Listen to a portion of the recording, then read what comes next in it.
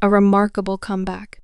The late afternoon sun cast long shadows across the city streets as the number 17 bus crawled through the neighborhood. Its faded yellow paint chipped away in places, revealing layers of grime accumulated over decades. Inside, the bus was crowded, as usual, with a mix of students, workers, and retirees, each locked in their own world of exhaustion and routine. Nia Matthews, a 24-year-old nursing student, was seated toward the middle, her headphones plugged in, and a worn anatomy textbook balanced on her lap. She was no stranger to these bus rides, often the most peaceful part of her day. But today would be different, an unexpected, life-altering kind of different. It began innocuously, as such events often do. A man in his 50s, with a worn baseball cap and a demeanor that screamed entitlement, stumbled onto the bus. He eyed the crowded seats with disdain before landing his gaze on Nia. She felt the weight of his stare before she heard the words. "Isn't it nice?" he sneered, his voice carrying over the hum of the bus engine, "when some people can just sit around while the rest of us work our butts off?" Nia froze. The subtle jab was all too familiar, a sharp reminder of the microaggressions she'd grown used to brushing off. She gripped her book tighter, willing herself to stay focused. But the man wasn't done. "I'm talking to you, girl." "What? Too good to give up your seat for someone who actually pays taxes?" The bus grew quiet. Heads turned, eyes darting between Nia and the man. Some faces showed pity, others discomfort, but no one spoke up. The unspoken social contract dictated that passengers avoid confrontation at all costs. Nia's heart raced. Her mother's voice echoed in her mind. "Don't cause trouble. Just let it go." But something inside her stirred a defiance she hadn't felt in years. She lifted her gaze and met the man's eyes. "I paid my fare," she said, her voice steady despite the turmoil inside. "And I'm not moving." The man's face turned red, disrespectful. "That's what's wrong with your kind." Before Nia could respond, a voice from the back of the bus interrupted. "That's enough." The speaker was a woman in her early 30s, standing tall despite the swaying bus. Her caramel skin glowed in the sunlight, streaming through the windows, and her voice carried the authority of someone who'd had to fight for her place in the world. She strode forward, her heels clicking against the metal floor. "Who do you think you are, talking to her like that?" the woman demanded, pointing at the man. "You don't own this bus, and you certainly don't get to treat people like trash." The man sputtered, taken aback. "Mind your business, lady." "This is my business," she shot back.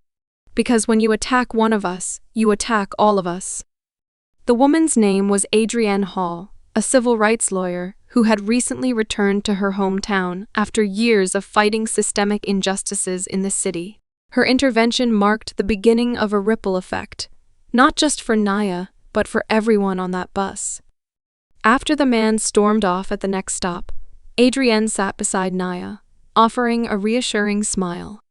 "Don't let people like that make you shrink," she said. "You have more power than you realize." Adrienne's words ignited something in Nia. Over the next few weeks, they struck up a friendship. Adrienne introduced Nia to community meetings, where activists discussed issues ranging from police brutality to educational inequities. Nia, initially hesitant, found herself drawn to the energy and purpose of these gatherings. It wasn't long before she began writing speeches and organizing events, her quiet strength transforming into a commanding presence. As Nia's confidence grew, so did her relationship with Adrienne's younger brother, Malik, a soft-spoken artist with a knack for capturing raw emotion on canvas. Malik was immediately taken by Nia's determination. Their romance blossomed amidst late-night planning sessions and mural painting projects, their love story an anchor in the storm of activism. But their journey wasn't without challenges. The man from the bus, bitter about the public humiliation, began spreading hateful rumors about Nia online. His lies gained traction among like-minded individuals, leading to threats and harassment. One night, Nia's car tires were slashed. A note left behind that read, "Stay in your place." Instead of retreating, Nia and Adrienne decided to fight back. They organized a Ride Together campaign, inviting people from all walks of life to take the number 17 bus and stand in solidarity against hate.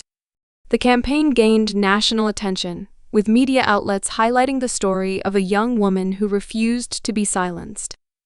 The climax came during a city council meeting, where Nia delivered a speech that would later go viral. She spoke of her experiences, the strength she'd found in her community, and her vision for a future where no one had to fear for their dignity. Her words moved the council to pass stricter anti-harassment laws for public transportation. Years later, Nia stood in front of a crowd at the grand opening of the Matthews Community Center, named in her honor. Malik, now her husband, stood beside her, their young daughter clutching his hand. Adrienne, ever the guiding force, smiled proudly from the front row. "This isn't just my story," Nia said, her voice filled with emotion. "It's our story. A story of resilience, love, and the power of standing up for what's right." And as the crowd erupted in applause, Nia knew that the bus ride that had once filled her with fear had set her on a path to change the world. It started with a whisper, a snide remark from a man a few rows behind her. His voice, though low, carried venom. "What is she even doing here? Taking up space." Nia pretended not to hear, her heart pounding in her chest. She'd faced subtle and overt racism before, but each instance felt like a fresh wound. The whispers grew louder, mutating into outright comments. "Probably doesn't even have a ticket," another voice said. A woman across the aisle sneered. "These people always think they're entitled to everything." Nia's hands trembled, her knuckles white as she gripped her bag. She felt the heat of their stares, their judgment suffocating her. She wanted to disappear, to melt into the seat's fabric and vanish from their hateful gaze. Her silence, however, only seemed to embolden them. Suddenly, a voice cut through the cacophony. "Hey, that's enough!" The words came from a young man standing near the back of the bus. Marcus Reed was a musician known in the neighborhood for his street performances, an unwavering sense of justice. He stepped forward, his eyes blazing with anger. "What's wrong with you people? Do you hear yourselves?" The bus fell silent for a moment, the air thick with tension. Marcus turned to face the primary aggressor, a burly man with a smirk that faltered under Marcus's fiery gaze. "You think it's okay to harass someone just because she's sitting quietly, minding her own business? You're pathetic." Nia looked up, her eyes wide with surprise and gratitude. No one had ever stood up for her like this before. Marcus's words seemed to awaken something in her, a spark she hadn't felt in years. The man grumbled something under his breath, but Marcus wasn't done. "If you have a problem with her, you have a problem with me. And trust me, you don't want that." The bus driver glanced in the rearview mirror, his brow furrowed, but he was unwilling to intervene. The tension was palpable as Marcus sat down in the empty seat next to Nia. "Are you okay?" he asked gently. Nia nodded, her voice barely a whisper. "Thank you." From that moment, everything began to change. Marcus's bravery set off events that would ripple through their lives and the community. The two quickly struck up a friendship built on shared stories and dreams. Nia learned that Marcus had faced his share of struggles, growing up in a rough neighborhood and losing his brother to police brutality. His music was his way of coping, telling stories that demanded to be heard. As days turned into weeks, their bond deepened. Nia was drawn to Marcus's resilience and unwavering belief in justice. He, in turn, admired her quiet strength and passion for writing. They began working on a project together, a series of spoken-word performances that combined Marcus's music with Nia's poetry. Their performances quickly gained traction, drawing crowds from all over the city. But not everyone was pleased with their rising influence.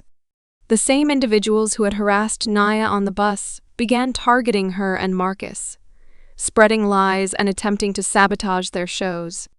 One night, their performance space was vandalized, hateful slurs spray-painted across the walls.